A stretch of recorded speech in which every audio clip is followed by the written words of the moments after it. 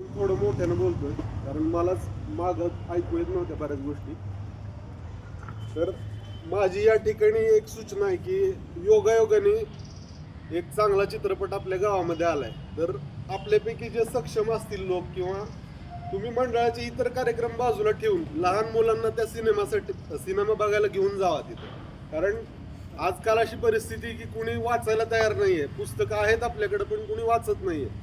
तर एक 2.5-3 तासामध्ये धर्मवीर छत्रपती श्री संभाजी महाराजांचा इतिहास त्रोटक स्वरूपात का असेना, कसा का असेना, हे आपल्या पुढच्या पिढीत, तरुण पिढीमध्ये पोहोचणं आवश्यक आहे. तर आपल्यापैकी जर कुणी काय मोठे कार्यक्रम डीजे वगैरे ठरवले असतील तर ते करण्यापेक्षा असे सिनेमे जे कोण एक परिवर्तन घडवून आणू शकतात किंवा आपला इतिहास जो काय आहे ज्वलंत जाज्वल्य बलिदानाचा आणि शौर्याचा जो इतिहास आहे आपला, तो लहान मुलांपर्यंत पोहोचण्याचा एक सोपा साधा मार्ग आहे.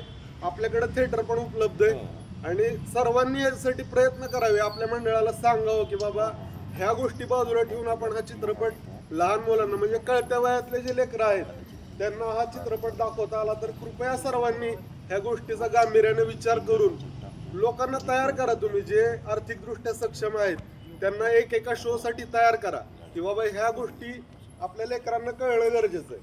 तर ही एक विनंती आहे माझी.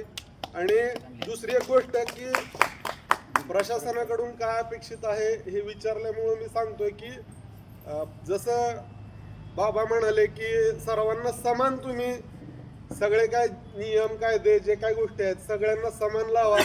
हे त्याच्यामध्ये दुजाभाव नसावा की बाबा अमक्यालाही परवानगी मिळते दुसऱ्याला मिळत नाही असं नसावं.